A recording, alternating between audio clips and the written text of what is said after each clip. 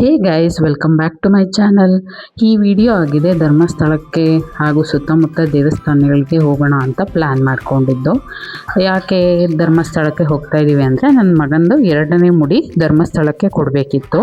So ಅದಕ್ಕೋಸ್ಕರ ಧರ್ಮಸ್ಥಳಕ್ಕೆ ಹೋಗೋಣ ಅಂದ್ಬಿಟ್ಟು ಎಲ್ಲರೂ ಪ್ರಿಪೇರ್ ಮಾಡ್ಕೊಂಡ್ವಿ. ಫೈನಲಿ ಹೊರಟಿದ್ದು ನಾನು, ನನ್ನ ಹಸ್ಬೆಂಡ್ ಆ್ಯಂಡ್ ನನ್ನ ಮಗು ಹಾಗೂ ನನ್ನ ಪ್ರೀತಿ ಅಜ್ಜಿ.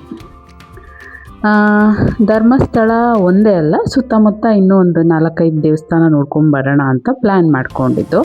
And according to the plan ಹೋಗ್ತಾಯಿದ್ದು. ನನ್ನ ಮಗಂಗೆ ನೋಡ್ಬೋದು ಎಷ್ಟು ಚೆನ್ನಾಗಿ ಕೂದಲು ಬೆಳೆದಿತ್ತು ಈ ಸಲ. ನಾವು ಫಸ್ಟು ಮುಡಿ ಬಂದು ತಿರುಪತಿಗೆ ಕೊಡಿಸಿದ್ದೆ. ತಿರುಪತಿಗೂ ಈ ಧರ್ಮಸ್ಥಳಕ್ಕೂ 1 ವರ್ಷ ಕೂಡ ಆಗಿರಲಿಲ್ಲ. ಆಲ್ರೆಡಿ 8 ಮಂತ್ಸಿಗೆ ಒಂದು ಚೆನ್ನಾಗಿ ಕೂದಲು ಬೆಳೆದಿತ್ತು. ಕೊಡಿಸ್ಬಿಡೋಣ, ಇನ್ನೇನು ಸಮ್ಮರ್ ಟೈಮ್ ಅಲ್ವಾ, ಅವನಿಗೂ ಕೂದಲು ಇದ್ದರೆ ಸ್ವಲ್ಪ ಇರಿಟೇಟ್ ಆಗುತ್ತೆ ಅಂದ್ಬಿಟ್ಟು ಆದಷ್ಟು ಬೇಗ ಕೊಡಿಸ್ಬಿಡೋಣ ಅಂತ ಪ್ಲ್ಯಾನ್ ಮಾಡಿಕೊಂಡು ಧರ್ಮಸ್ಥಳಕ್ಕೆ ಹೊರಟಿದ್ದೀವಿ. ಆ್ಯಂಡ್ ಹೋಗಿದ್ದಾಗ ನಾವು ಬಿಟ್ಟಿದ್ದು ಮಾರ್ನಿಂಗು. ಯಾವಾಗ ಮಾರ್ನಿಂಗ್ ಅಂದರೆ ನಾವು ಬಿಟ್ಟಿದ್ದು ಸೋಮವಾರ ಮಾರ್ನಿಂಗ್. ಸೋಮವಾರ ತುಂಬ ಒಳ್ಳೆಯ ದಿವಸ, ಮಂಜುನಾಥ ಸ್ವಾಮಿ ದಿವಸ ಅಂತಲೇ ನಾವು ಸೋಮವಾರ ಬಿಡೋಣ ಅಂತ ಪ್ಲ್ಯಾನ್ ಮಾಡ್ಕೊಂಡಿದ್ದು. ಆ್ಯಂಡ್ ಘಾಟ್ ಸೆಕ್ಷನ್ ಗೊತ್ತಲ್ಲ, ನೈಟ್ ಡ್ರೈವ್ ಮಾಡೋಕ್ಕಾಗಲ್ಲ ಅಂತ ಮಾರ್ನಿಂಗೇ ಬಿಟ್ವಿ. ಆ್ಯಂಡ್ ಮಾರ್ನಿಂಗ್ ನಾನು ಆಲ್ರೆಡಿ ನಾಷ್ಟ ಮಾಡಿಟ್ಟಿದ್ದೆ. ಆ್ಯಂಡ್ ಅದೇ ಮಧ್ಯಾಹ್ನಕ್ಕೂ ಕೂಡ ಬಾಕ್ಸಿಗೆ ಹಾಕ್ಕೊಂಡು ಬಂದಿದ್ದೆ. ಇವಾಗ ಸ್ವಲ್ಪ ಮಧ್ಯಾಹ್ನ ಮೇಲೆ ನಾವು ಕಾರ್ ನಿಲ್ಲಿಸಿ ಊಟ ಮಾಡ್ಕೋತಿದ್ದೋ. ನೋಡ್ಬೋದು ನಮ್ಮ ಅಜ್ಜಿ ಹಾಗೂ ನನ್ನ ಹಸ್ಬೆಂಡ್ ಊಟ ಮಾಡ್ತಾ ಇದ್ದಾರೆ. ನಾನು ಅವರು ತಿನ್ನೋ ಅಷ್ಟರಲ್ಲಿ ಮಗುನ ಎತ್ಕೊಳ್ಳೋಣ ಅಂತ ಎತ್ಕೊಂಡಿದ್ದೀನಿ. ನನ್ನ ಮಗ ನಿದ್ದೆ ಮಾಡ್ತಾಯಿದ್ದ, ನಿದ್ದೆ ಮಾಡಿ ಎದ್ದಿದ್ದ. ಅದಕ್ಕೆ ಅವನದು ಮುಖ ಒಂದು ಸ್ವಲ್ಪ ಡಲ್ ಆಗಿದೆ.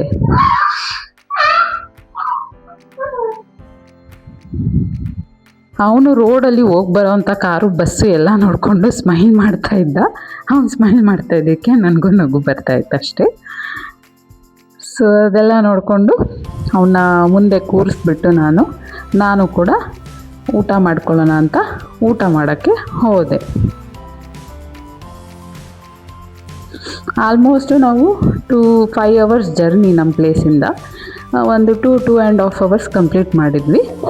ಸೊ ಹಾಸನೆಲ್ಲ ಬಿಟ್ಟು ಸ್ವಲ್ಪ ಮುಂದೆ ಬಂದ ಮೇಲೆ ಕಾರ್ ನಿಲ್ಲಿಸಿ ನಾವೆಲ್ಲ ಊಟ ಮಾಡೋಕ್ಕೆ ಇಳಿದಿದ್ದು.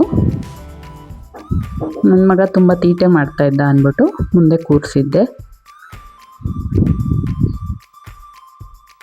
ಅವನಿಗೆ ಮೊದಲೇ ನಾನು ಊಟ ಮಾಡಿಸಿದ್ರಿಂದ ಸೊ ಇವಾಗ ಅವನು ಆರಾಮಾಗಿ ಕೂತಿದ್ದಾನಲ್ಲಿ.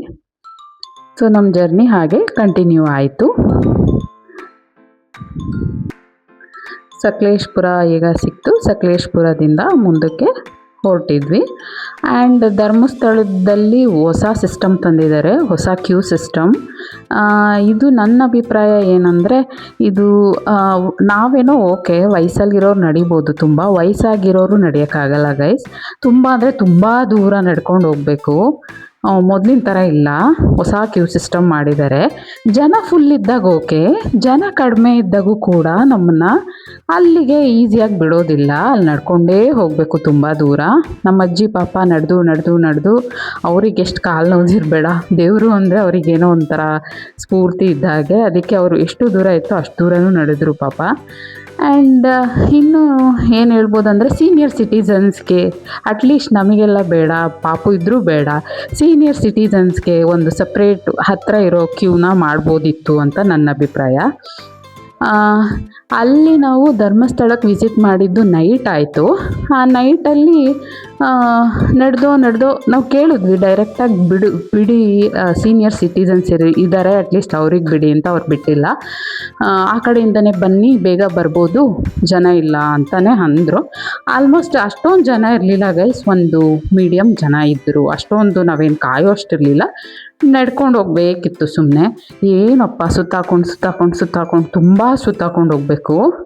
ಸುತ್ತಾಕೊಂಡು ಕೊನೆಗೆ ಹೋದ್ವಿ ದೇವ್ರ ದರ್ಶನ ಮಾಡೋದಕ್ಕೆ. ಅಲ್ಲಿ ದೇವ್ರ ದರ್ಶನ ಚೆನ್ನಾಗಾಯಿತು. ತಿರ್ಗಾ ಅಲ್ಲಿಂದ ಅನ್ನಪ್ರಸಾದಕ್ಕೆ ಹೋಗೋಕ್ಕೂ ಸುತ್ತಾಕೊಂಡು ಹೋಗಬೇಕು ಗೈಸ್, ಅದಕ್ಕೂ ಕೂಡ ತುಂಬ ದೂರ ಹೋಗಬೇಕು. ಅಯ್ಯೋ, ನಡೆದು ನಾವು ಇಲ್ಲಿ ಜರ್ನಿ ಮಾಡಿದ್ದಕ್ಕೂ ಅಲ್ಲಿ ನಡೆದಿದ್ದಕ್ಕೂ ಕಾಲೆಲ್ಲ ತುಂಬ ಸುಸ್ತಾಯಿತು. ನಮಗೆ ಎಷ್ಟು ಸುಸ್ತಾಯಿತು ಅಂದರೆ ನಮ್ಮ ಅಜ್ಜಿ ಹೇಗೆ ನಡೆದಿರ್ಬೋದು, ವಯಸ್ಸಾಗಿರೋರು ಲೆಕ್ಕ ಹಾಕ್ಕೊಳ್ಳಿ. ಅವರು ಕೂಡ ಪಾಪ ಧರ್ಮಸ್ಥಳದ ಪ್ರಸಾದ ಊಟ ಮಾಡಬೇಕು ಅಂತ ಅವರು ತುಂಬ ನಡೆದು ಕೊನೆಗೆ ಅಲ್ಲೋಗಿ ಊಟನೂ ಮಾಡ್ಕೊಂಡು ಬಂದು. ಆ್ಯಂಡ್ ಊಟದ ಬಗ್ಗೆ ಎರಡು ಮಾತಿಲ್ಲ, ತುಂಬ ಅಂದರೆ ತುಂಬ ಚೆನ್ನಾಗಿತ್ತು. ಆ ಹಸಿವು ಇದ್ದಿದ್ದಕ್ಕೂ ಮತ್ತು ನಾವು ದಣಿದಿದ್ದಕ್ಕೂ ಆ ಊಟ ಒಂಥರ ಸಖತ್ತಾಗಿತ್ತು ಗೈಸ್. ಸೊ ಇಷ್ಟು ನಾವು ನೈಟು ಒಂದು ಪ್ಲೇಸ್ ಧರ್ಮಸ್ಥಳ ಮುಗಿಸ್ಕೊಳ್ಳೋಣ ಅಂದ್ಬಿಟ್ಟು ಧರ್ಮಸ್ಥಳ ಮುಗಿಸ್ಕೊಂಡ್ವಿ.